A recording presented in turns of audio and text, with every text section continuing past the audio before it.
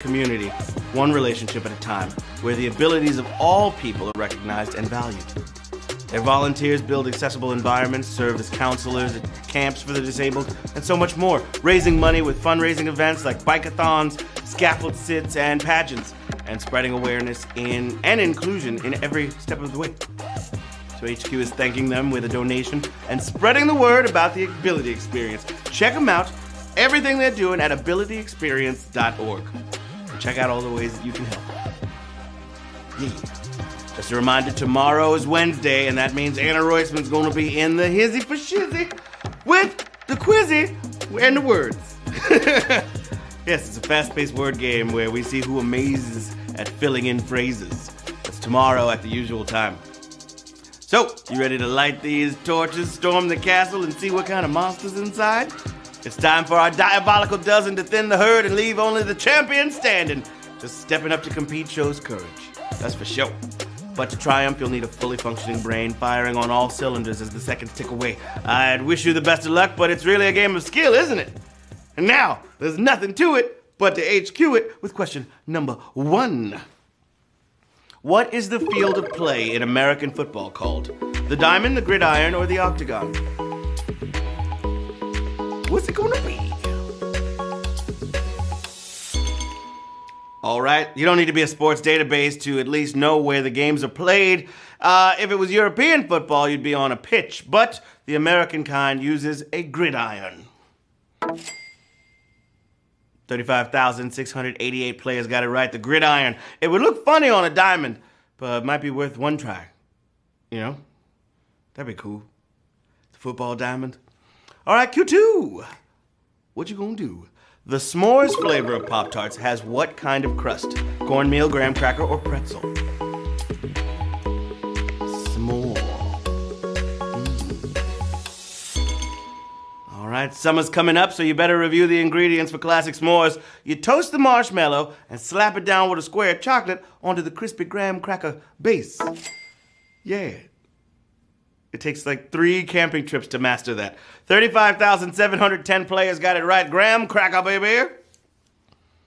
All right now, Q3 in the place to be. Which of these movies did not get a sequel? Bridesmaids, My Big Fat Greek Wedding, or Sex and the City?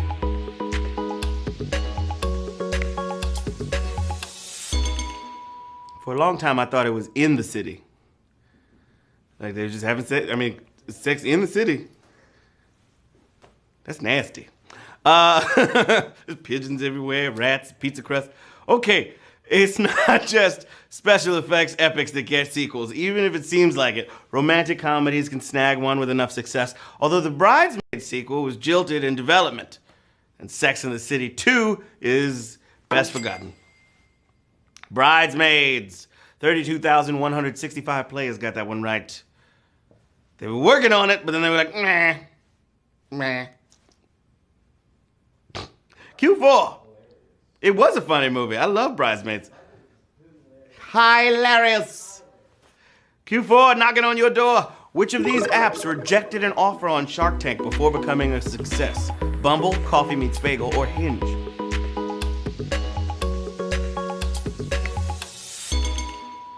Sometimes it's smart not to take the first offer and just like ring doorbells.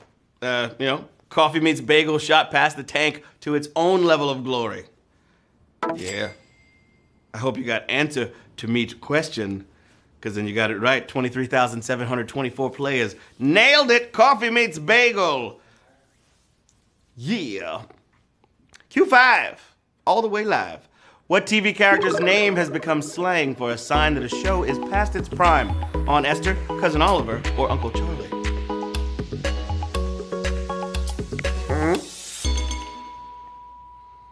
All right, TV shows don't stay great forever. Sometimes new characters are brought in to extend the appeal a little longer, like the final 6 episodes of The Brady Bunch featuring Robbie Rist as Cousin Oliver. I wonder if that screwed up the squares. Here's the story.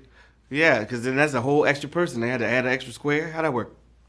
18,391 players got that one right. Good job. Question number 6 in the mix, and it goes a little something like this. Which of these is the capital of the nation that comes first alphabetically? Algiers, Buenos Aires, or Kabul?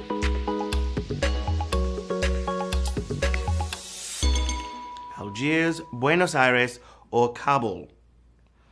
All right, yeah, we went tough on this one.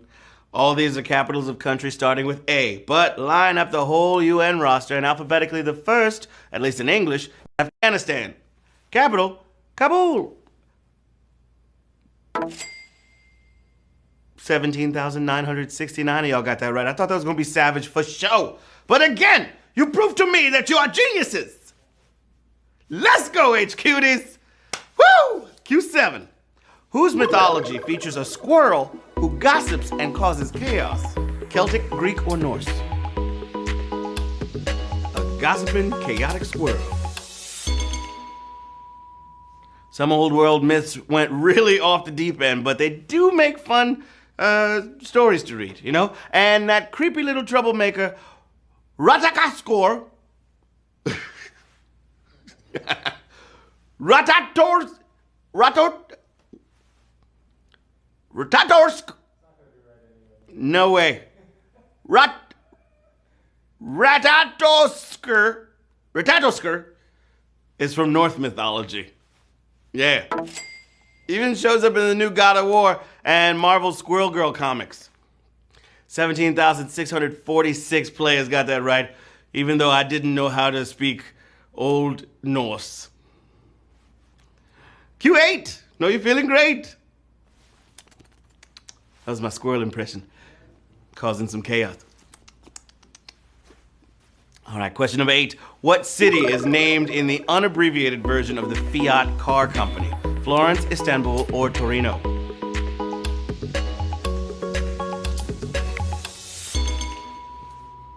Small cars, small company name, but a regular-sized city. And while the A just stands for automobiles, the city is Torino. Yeah. The rest of the name just says it's a fabricator and it's Italian. 15,782 players got it right. Torino. Baby, baby. Question number 9.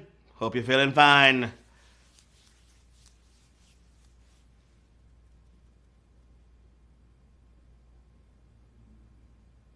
Yes. Here we go. Brain fart. It happens. Okay, question number 9. Woo! All right. This is a tricky one. Which is not an example of Synecdoche? Boots on the ground, dull as dishwasher, or Miami won the series. What?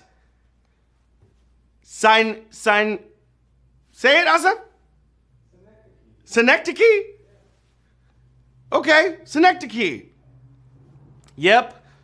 All right. Cool. We haven't covered Synecdoche in a while, but it's a category of expression where a part represents a whole or vice versa.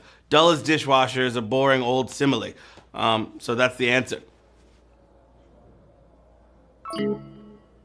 Dull as dishwasher. 14,233 players got that right. Woo, I never want to see that word again. Ever. In my life. Question number 10, my friends. Time to get it in. Tasmania is named after a man with the same first name as whom? Divine, Liberace, or The Weeknd? What? Tasmania. Yeah, that's the guy that the Beatles wrote about on Revolver, right? Oh, that's the tax man. Well, maybe some Australian Beatles mentioned Abel Tasman, like Abel Tesfaye, you know, the Weeknd. Yeah, he was certainly able to navigate a ship. 13,522 players got it right. I can't feel my face when I HQ, but I love it. Question number 11. All dogs go to heaven. Which arcade game did not carry the winners don't use drugs screen? Assault, House of the Dead, or Street Fighter 2?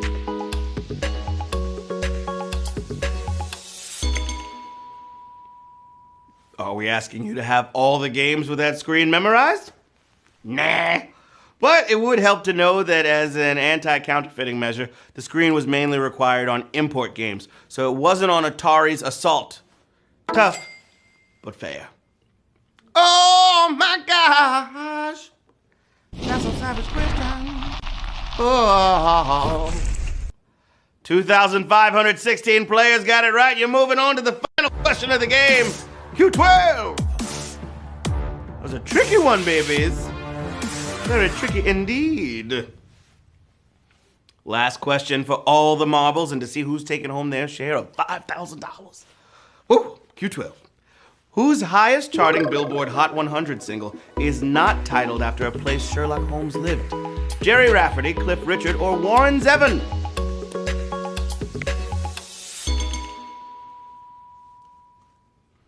Any mystery nerd will tell you that the king of clues dwelt at apartment 221B on the same Baker Street Jerry Rafferty wrote his instrumental hit about. And need I mention the city of London, home of Warren Zevon's werewolves? But Cliff didn't do one.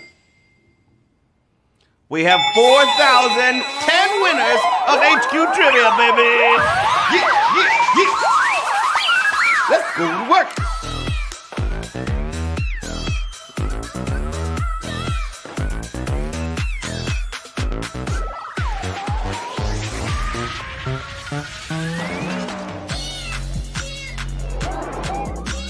Shout out to all of our winners.